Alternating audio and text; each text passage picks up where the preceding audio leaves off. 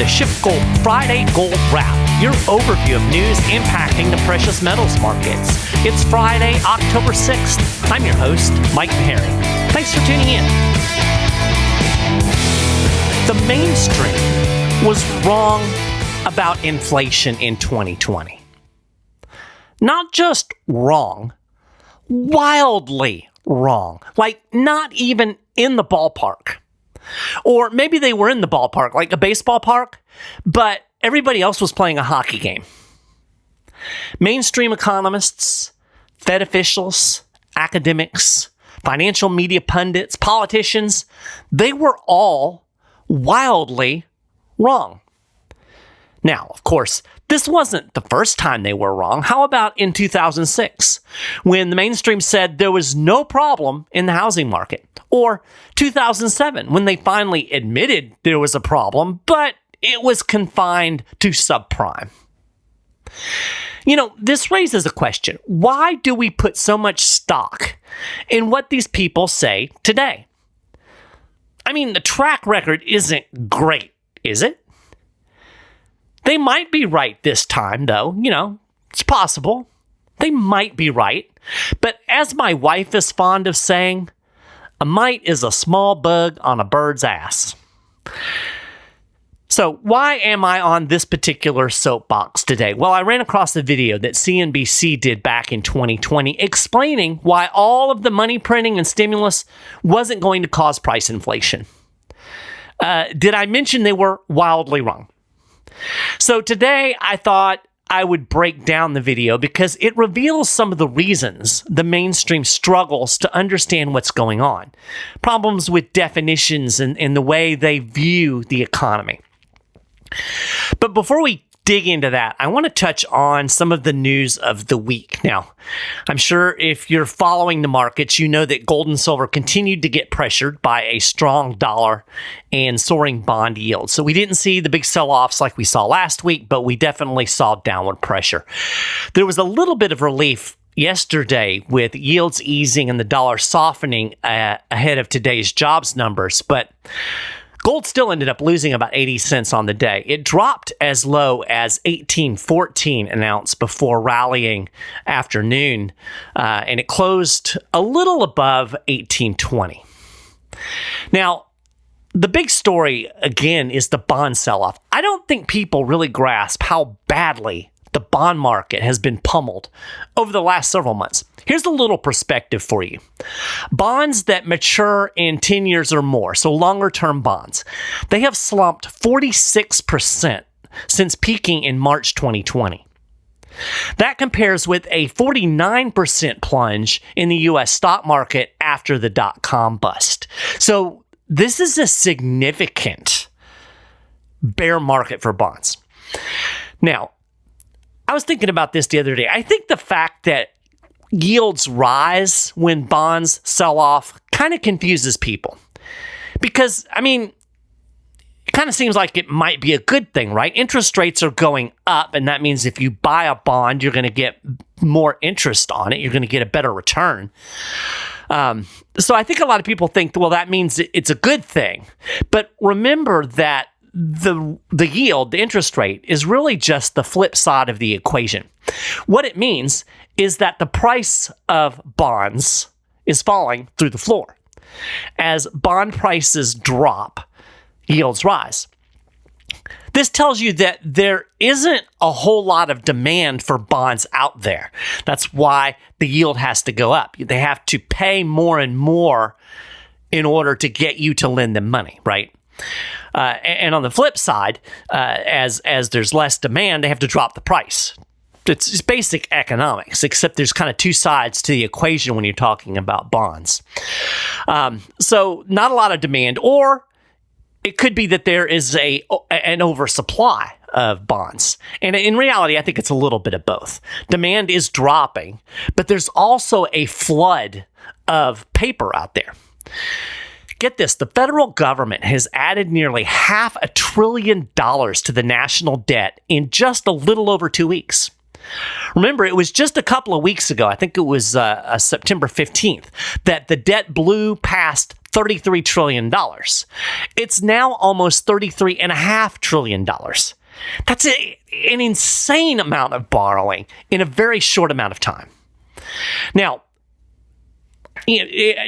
I will give you this. Part of the reason the debt is going up so fast is because the Treasury Department is rebuilding cash reserves that were depleted during the fake debt ceiling fight, right? So they hit the debt ceiling, they couldn't borrow, so they had to deplete their cash reserves during the time that that they were up against that borrowing limit. And so now they're borrowing money to basically restore those reserves, okay? Borrowing for a rainy day, I guess.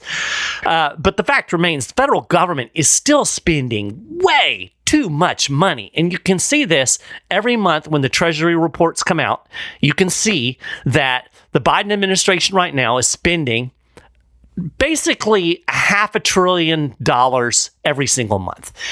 And so here in a couple of days, probably maybe not next week, the week after, we'll get the final Treasury statement for fiscal year 2022. So we'll see what the total budget deficit for the fiscal year was. We're already well over $1 trillion.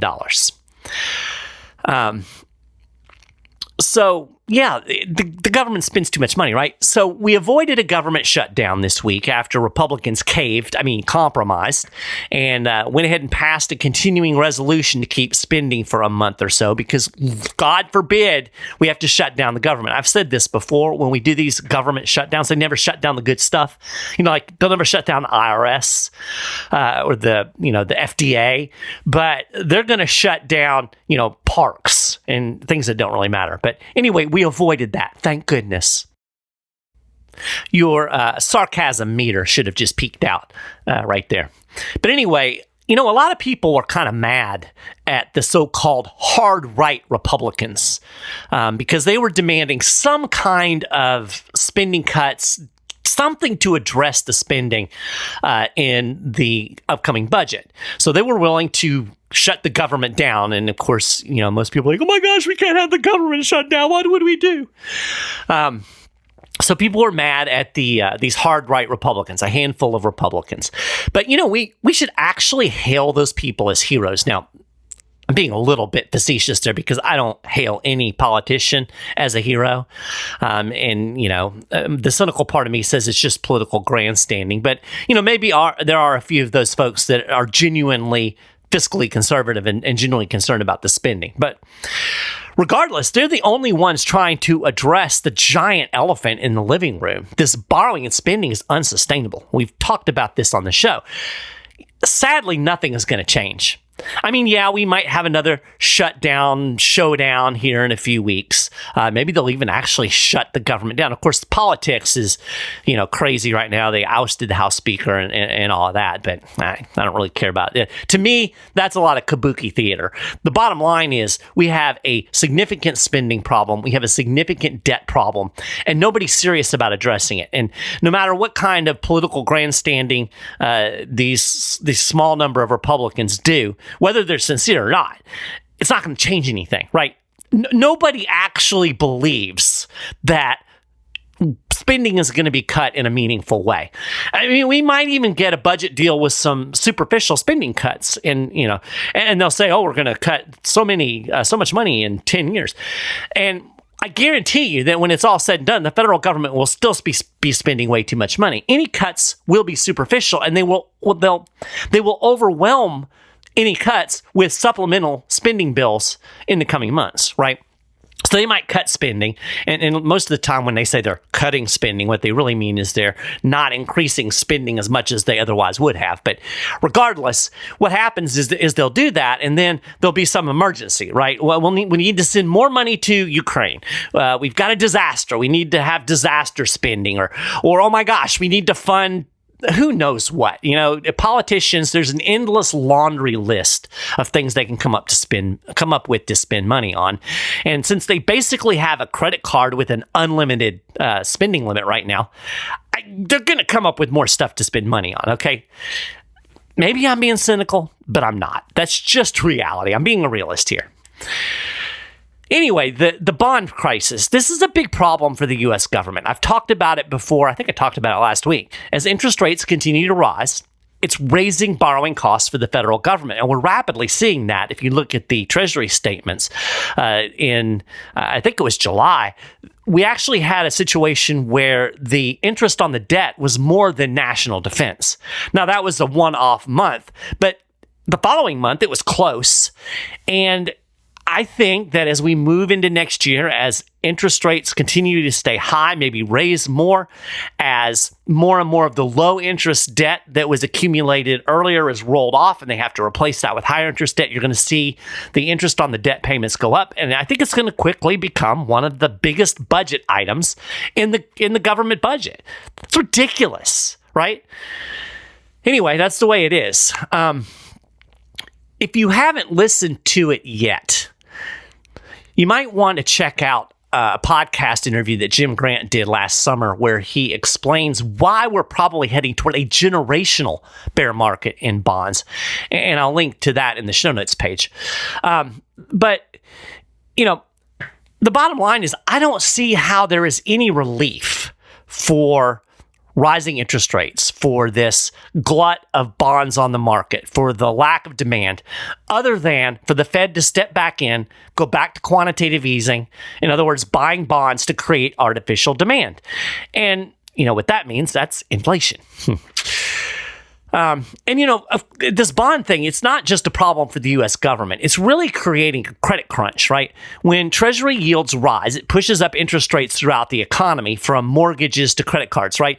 When people are looking at buying bonds, Treasuries are an option, and they're considered the safest option because ostensibly the federal government's not going bankrupt, although it is bankrupt.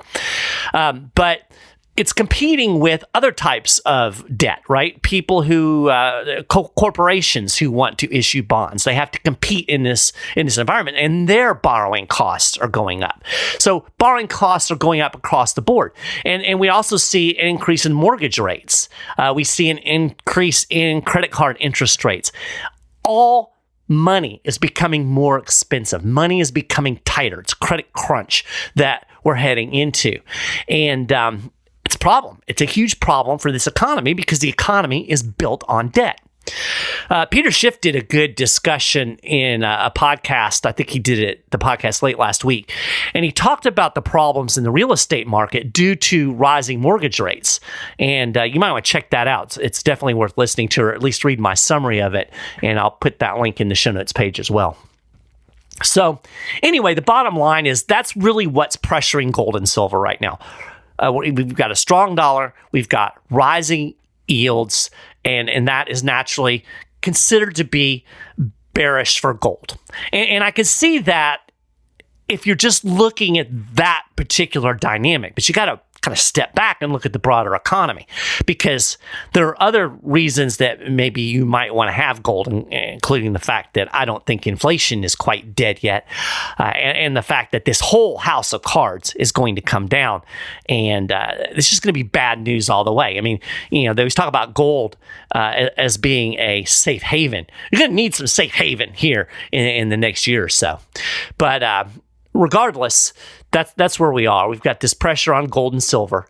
As I just said, the mainstream is missing part of the equation.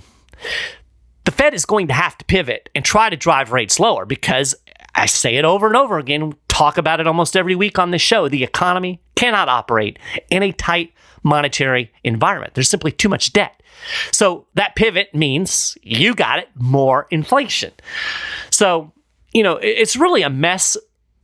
It's when you look at the actual condition of the economy, it's like we're hurtling toward a cliff, but we're still far enough away from the cliff that everybody's like, yeah, it's fine. Nothing to worry about here. I think you might ought to start worrying, but it's just me. You do you. So that kind of raises a question in my mind. What's going to drive these interest rates down, right? Maybe to some degree, if we do end up going into a recession, I think we're definitely going into a recession, and I'll link to an interesting article also in the show notes page, a study that Deutsche Bank did looking at four key macroeconomic indicators of inflation, or not inflation, of a recession. And all four of them exist right now. So, I think we're heading towards that. So that could push interest rates lower. But the fact that the government is borrowing so much freaking money, there's still going to be a huge supply of treasuries out there. And will there be enough demand to eat that up? I don't know. Again, Jim Grant says that we're heading towards this generational bear market in bonds, which means higher interest rates for a long period of time. So we'll see how that plays out. Now, right now, regardless, the mainstream really isn't all that interested in gold. But you know who is interested in gold? Central banks. And that ought to tell you something. And it's particularly central banks that would rather not be overexposed to dollars. As the World Gold Council put it, central bank gold buying continued to sizzle. That's the word they used. Central bank globally, banks, not just one, central banks globally, added another net 77 tons to their reserves in August, according to the most recent data that was released this week. It was the third straight month of net purchases, and over the last 3 months, net gold buying by central banks has totaled 219 tons. Now, you might remember, if you follow central bank gold buying, earlier this year, we had some significant selling by Turkey due to some of their economic situations. It was kind of a reaction to a specific situation, and it's pretty clear it wasn't any kind of change in their mentality towards gold because over the last couple of months, they've been buying again. The biggest buyer in August was China. Make of that what you will. In fact, China is the largest gold buyer year to date. It's increased its official reserves by 166 tons since the beginning of the year, and it's increased it by 217 tons since it resumed official purchases last November. As you may be aware, China kind of has this thing where they'll buy a bunch of gold and then they kind of go silent and don't report any changes in their reserves for a long stretch of times, and then they go back to buying gold again. There's a lot of speculation that China holds a lot more gold off the books, and that maybe when it's going silent, it's still accumulating gold. I think I think there's a strong case to be made that that's happening. It's almost like the Chinese understand what real money is. It's pretty clear they certainly don't want to be left holding a bag of dollars. Other big buyers in August include Poland, Turkey, India, Uzbekistan, and it looks like Russia might be restocking its reserves. The Russians were the biggest gold buyers before the Ukraine invasion. We were seeing consistently Russia adding gold. And then after the invasion, of course, that threw their finances into all kinds of upheaval. And they actually sold a little bit of gold.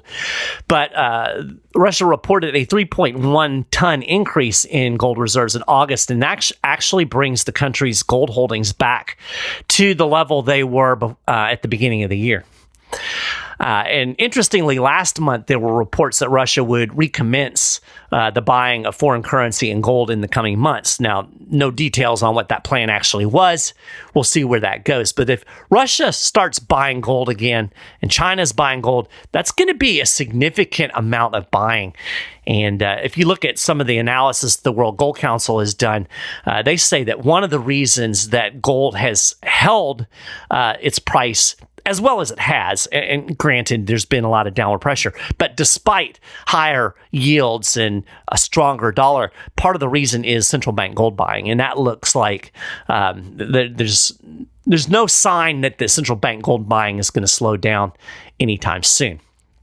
I did a full report on the latest central bank gold buying data over at SchiffGold.com/news, and I'll also link to that in the show notes page. There's going to be a bunch of stuff in the show notes page this week. I mentioned the September jobs data earlier in the show. That actually came out this morning. Now, due to my schedule, I actually had to record the show yesterday on Thursday. So obviously, I can't report on the jobs numbers because I don't know what they are as I'm recording this. I'm sure Peter Schiff is going to break that all down in his podcast usually he does it on Friday or Saturday. And I mean, really, does the jobs report really matter all that much? I mean, in reality, they're just going to revise the numbers down in a month or so. They've revised every jobs report down after the fact, every one this year. So, put whatever stock you want to in the jobs report. But I do know that whenever that data comes out, it is going to have an impact on the markets. If it comes out weak, you're going to see a rally in gold because that's how we roll, because that means the economy's weakening. And if the headline jobs numbers are strong, well, I think gold might test $1,800 an ounce. Okay, so how wrong can you be? If you're in the mainstream and you're talking about economic stuff, you can be wildly wrong, like exceptionally wrong. I run out of good adjectives for it. Just really, really wrong. So I mentioned I ran across a CNBC video, and it was produced in July 2020. It's titled, "Why Printing Trillions of Dollars May Not Cause Inflation." That aged poorly, didn't it? And people wonder why I keep saying you should be skeptical of mainstream narratives and numbers and data and stuff. They're wrong. Anyway, I'll link to the video in the show notes if you want to watch it. It's about 10 minutes long. It's kind of interesting, I guess. It's almost humorous in retrospect, right? You know what happened, and you see these people breathlessly talking about how, all this money printing and all this stimulus, not a problem. So you can check it out. But I'm going to break a little bit of it down because, as I said at the top of the show, it kind of reveals some of the blind spots that mainstream economists, financial analysts, people like that have. One of the biggest is just the fact that they're so short-sighted, right? The news cycle is 24 hours. And I think some people have the attention span that doesn't go beyond much past 30 minutes. So that's one problem. There's just this, I don't know, a failure to see bigger pictures, to back up and look at the macro. Everybody's caught up in the here and now. I constantly have people telling me how awful gold is, how gold's been horrible.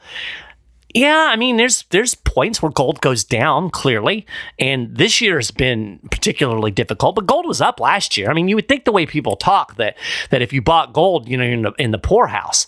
And they always want to go to 2011 because if you bought gold in 2011, yeah, you're probably not very happy. But, you go back a little farther than that. If you bought gold in, maybe 2008, you're pleased as punch. So, perspective matters. And that's part of the problem in the mainstream. But there's some other things that we're going to touch on as we go through this video. So, it was produced at the height of pandemic stimulus and money creation. At the time the video was produced, they note that the Fed's balance sheet had just eclipsed $7 trillion. So that was nearly $2 trillion less than what it ended up peaking at, which was just below $9 trillion. And even today, despite, I don't know, I'm not going to call it aggressive tightening or balance sheet reduction because, to me, aggressive would be like taking it back to pre-pandemic levels. But it's still above $8 trillion where we are. And I've talked about this before, the balance sheet reduction plan. It would take 7 years to unwind all of that pandemic era stimulus. So really, when you think of it in those terms, if you recognize that inflation is the creation of money, the plan that the Fed is on is like a 7-year plan to get that inflation out of the economy. Of course, that'll never happen. Anyway, the narrator begins the video by pointing out that some economists at the time were worried about inflation. And she plays a clip of an economist quoting Milton Friedman, who famously said, "Inflation is always and everywhere a monetary phenomenon," which is absolutely true. Now, at first when I heard this woman, I thought, oh, this is going to be the economist that's going to be the sane one. They usually have one in the piece that's a little bit contrarian. I thought, well, this is the sane economist, but alas, she was not. So she gives us this quote about inflation being a monetary phenomenon, which is correct again. But the narrator goes on to assert that we really didn't need to worry about inflation.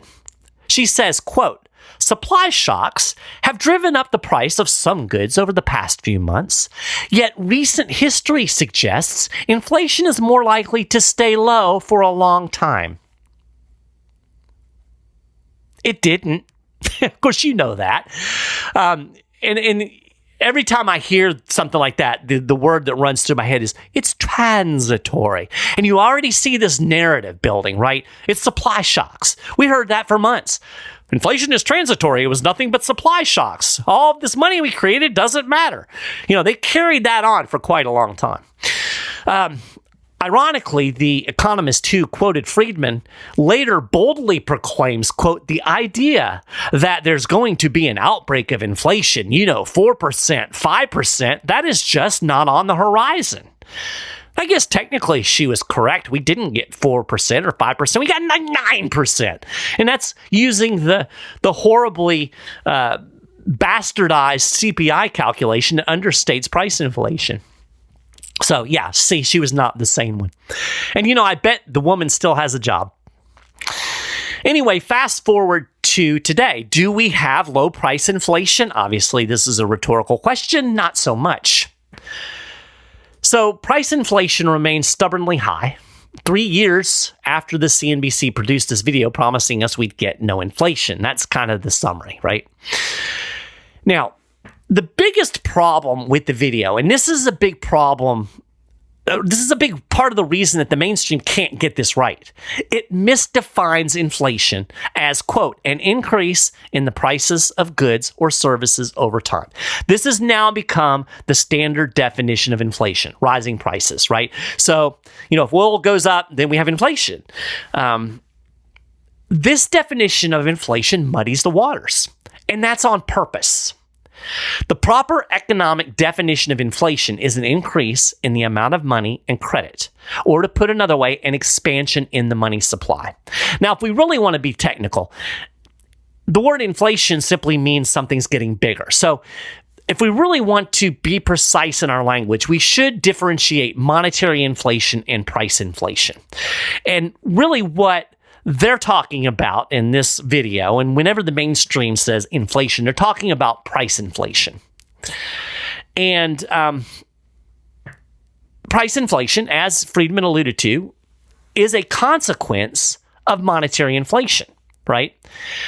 So when you use these more precise definition, it immediately reveals the absurdity of the video, because basically it's trying to make the case that inflation doesn't cause inflation, right? That's what they're saying, that inflating the money supply doesn't cause inflation. Now, what they really mean is that an inflation in the money supply, monetary inflation, doesn't cause price inflation, which it does. It's a symptom of it. But that's the absurdity of this. Inflation doesn't cause inflation. If you just take that, their argument to its most simple, basic form, they're saying inflation does not cause inflation. It's kind of dumb. So, the fact that inflation, the definition of inflation as being an expansion in the money supply was really the accepted definition as late as the 1980s. So in other words, if you go back in the 70s and they talked about inflation, they really mean an increase in the money supply, at least the economists and the people who really understood what they were talking about. That's what they meant. And then that gradually changed. The government, along with its apologists in the corporate media, academia, they altered the definition to basically suit the government purposes, right? The government benefits from muddy waters. So they methodically conflated monetary inflation and price inflation until really there's no distinction between the two. And the standard definition of inflation that's bandied about today is nothing more than government propaganda, to be perfectly blunt about it. Now, economist Ludwig von Mises actually explains the problem with this change in definition, and this was written many, many years ago, but he understood, he saw it coming. He said, people today use the term inflation to refer to the phenomenon that is an inevitable consequence of inflation, that is the tendency of all prices and wages to rise. The result of this deplorable confusion is that there is no term left to signify the cause of the rise in prices and wages. There's no longer any word available to signify the phenomenon that has been, up to now, called inflation. So this is what I mean by muddying the water, right? They've conflated definitions. They made it impossible to really talk about it. Mises goes on. He says, as you cannot talk about something that has no name, you cannot fight it. Those who pretend to fight inflation are, in fact, only fighting what is the inevitable consequence of inflation, rising prices. So, again, Mises is getting at the fact that the standard economic definition of inflation, which was the expansion of money and credit, this causes rising prices. But you can't really talk about that because we've just erased that definition of inflation away, and we just talk about price inflation, the symptom of monetary inflation. Mises goes on, their ventures are doomed to failure because they do not attack the root of the evil. Well, what's the root of the evil? It's the money creation. It's the money printing. He goes on, he says, they try to keep prices low while firmly committed to a policy of increasing the quantity of money that must necessarily make them soar. As long as this terminological confusion is not entirely wiped out, there cannot be any question of stopping inflation. So, this video really makes Mises's point. Now, a little bit of a caveat here. It is true that monetary inflation doesn't always manifest in consumer price inflation. And this was the case after the 2008 financial crisis. Despite 3 rounds of quantitative easing, a nearly $4 trillion increase in the Fed balance sheet, price inflation as measured by the CPI remained relatively tame in the years after the 2008 financial crisis. And I remember several economists that I really respect kind of had to eat crow because when the money printing started, they all predicted, well, this is going to cause a huge rise in consumer prices. And that didn't happen. And they kind of had to eat crow. And what happened was they failed to anticipate some of the changes in the banking system. We'll get to that in a second. And the fact that the price inflation actually was pushed into other areas, right? So even though the CPI didn't increase rapidly, we didn't see a big jump in consumer prices, we did see a huge increase in the price of assets, right? So the inflation didn't go to consumer prices, it went to asset prices. And they actually talk about this a little bit at the end of the video, surprisingly. They kind of blow it off, but they do talk about it a little bit. So we saw big price increases in the stock market. We saw big increases in asset prices like real estate. We even saw big increases in like art. Okay. So this was all the result of monetary inflation. So we did have price inflation, just wasn't consumer price inflation. And here's the fact of the matter. We don't really know how the money printing after the 2008 financial crisis actually impacted consumer prices. Economic theory simply says monetary inflation will lead to prices across the board being higher than they otherwise would have been. Now, there are all kinds of things in the economy that impact prices, right? So let's say that there's a huge oil discovery and there's a big new supply of oil. That's going to push the price of oil down, right? So we could be in an inflationary environment and the price of oil could drop in that inflationary environment. And as the price of oil drops, that lowers the price of energy, so other prices might drop. But that doesn't mean there's no price inflation. It's simply being masked by these other economic factors. The fact of the matter remains, they don't drop as much as they would have been absent the monetary inflation. Okay? So had it not been for the massive injection of money into the economy after the Great Recession, we might have enjoyed lower prices instead of just moderate price inflation. We'll never know because you can't go back and run that experiment again. Now, some people out there will say, well, Mike, rapidly falling prices, that would be horrible for the economy. I've never understood that. Like, I get the technical jargon, but I don't get it because as far as I'm concerned, falling prices, that's a good thing. right? And interestingly, like the normal state of an economy, prices should fall over time because you have more productivity, you have technological advances. Prices should fall. You see that in certain things like electronics. The prices of electronics drop over time as they become more efficiently produced, et cetera, et cetera. So, anyway, that's a discussion for another day. The point is that we may well have had much higher price inflation after '08 had it not been for the money printing. Regardless, the fact that CPI didn't surge after the Great Recession, that gave Keynesian economists, married to theories that are rooted in aggregate demand and all of that, it gave them a false sense of security. Now, the video claimed, quote, economists say there has been a break in the link between money creation and inflation in recent years as the banking system has become more complex. Sorry, complexity in the banking system does not supersede economic laws. Now, the video does make a legitimate point. Money created by the Fed doesn't go directly into the hands of consumers, right? It's added to bank reserves. So primarily where you get the big money creation is when the Fed does QE, it buys bonds, and so the money goes into the banking system. It only circulates into the broader economy if banks choose to lend. And after the Great Recession, they didn't. They actually ended up boosting reserves. Some of that had to do with regulatory stuff, but a lot of that money just stayed in the banking system. And again, since it was primarily in the financial system, it did end up going into bond market, stock market, et cetera, et cetera. So, we even saw this in the latter part of the lockdown era. You'll remember that we had a big sell-off in stocks when they first started locking the economy down. And then the stock market surprisingly rallied. Like we were having these like record stock prices, and yet the entire economy was shut down. It was kind of absurd. This was all because of this money that was being just dumped into the financial system. But of course, a lot of the pandemic era stimulus did go directly to consumers, right? There were generous unemployment benefits. In fact, a lot of people ended up making more money being unemployed during the pandemic than they actually made working. We had the direct stimulus checks. We had all kinds of loan programs that were out there. And then the government, they allowed people not to pay on their student loans. Some people didn't have to pay on their mortgages. There were places where people didn't have to pay rent. So people had all this money. It was pretty obvious that monetary inflation would quickly bleed into consumer prices, and yet virtually everybody in the mainstream missed it.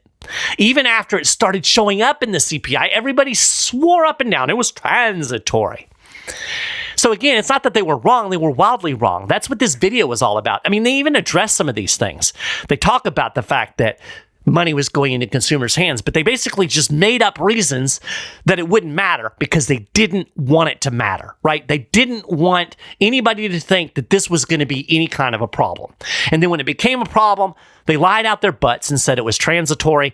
And then finally they had to do something about it. And here we are today, still running headlong towards the cliff. So, I guess what I'm getting at is economics told them it would be wrong, right? But the problem is a lot of these people are wrapped up in bad economic theory. They're wrapped up in economic theories that don't account for things that are actually going on. Keynesian economics, a lot of it is just garbage. It's sad. I hate to say this, but a lot of economists don't really understand economics. And I've taken my share of academic economic classes. So I understand why they don't, because everything revolves around mathematical formulas and observation, devoid of sound theory. So they're trying to observe without any theory. You have to have the theory.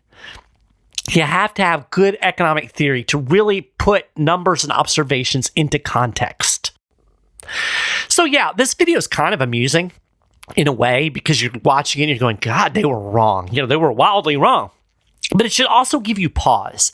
When you hear the same talking heads on the same networks, the same economists, the same Fed officials insisting the economy is strong, there won't be a recession, the Fed has won the inflation fight, there's nothing to worry about,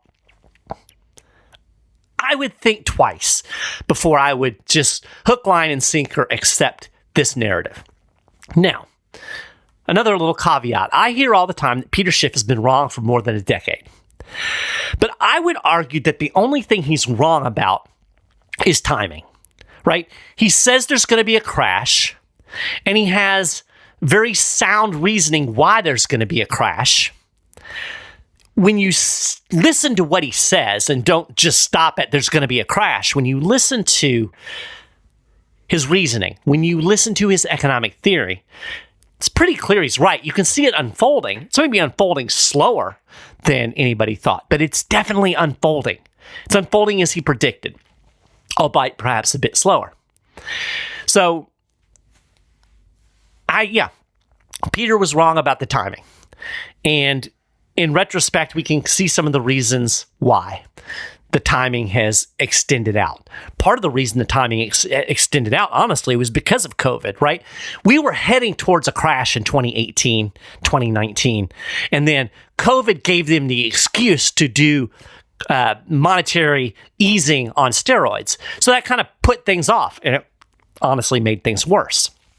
So that's where we are today. It's always important to take into account economic fundamentals. Have good economic theory. Listen to what people like Jim Grant, what I'm saying. We're basing this on sound economic theory. I think it's sound economic theory. Now, if you don't think it's sound economic theory, then by all means, explain to me why we're wrong. Just saying that, you've been saying this for years and nothing's happened. That's not an argument, okay? You have to tell me why you think that it's going to play out differently. So, I don't mean to get defensive. I'm actually kind of going off the rails here. But again, the key factor, fundamentals. Now, if you look at the fundamentals, you have to decide for yourself what you think they're telling you. If you believe the economy is fine, well, maybe selling gold is a good idea right now. And then again, maybe the fact that everybody in the mainstream is doing that might be telling you something too, if we look at the track record of the mainstream. It's definitely telling you something if you're a contrarian, and I'm definitely a contrarian. So, I said this last week, prices in this $1,800 an ounce range, it's a buying opportunity. Silver, buying opportunity. It's a good time to stack. If you are somebody who's buying gold and silver, it's a great time to do it. If you've never considered buying gold and silver, I think this is a good time to do it. I think, we may see a little more selling, but I think we're near the bottom. I could be wrong about that, but ultimately, when all of this plays out, when the collapse happens, when the Fed has to pivot, the price of gold is going to shoot skyward, and you want to be in position when that happens. So, perfect time to call a SchiffGold precious metals specialist. You can do that by calling 1-888-GOLD-160 or emailing info@schiffgold.com, or just going to schiffgold.com, go to the Getting Started tab, and you can chat online right there. And tell them what your goals are. If you have questions, ask them the questions. These guys are fantastic. They're not just trying to sell a product. They want to help you figure out how precious metals might fit into your portfolio. They're experts, and they're great to talk to, and they're good guys too. So give them a call today. So with that, we're going to call that a gold wrap for this week. You can get more details on everything I've talked about and more. And of course, keep up with the latest precious metals news and analysis throughout the week over at schiffgold.com/news. If you haven't done it already, I can't imagine why not, but you can subscribe to the Friday Gold Wrap, Apple Podcasts, Google Podcasts, we're on a bunch of platforms, YouTube. Go to the show notes page. You'll see links for your favorite podcasting channel. You can email me, mmaharrey@schiffgold.com. I'd love to hear from folks. And I'm ready for the weekend. I don't know about you guys, so I hope you have a good one, and I will talk to you again next week.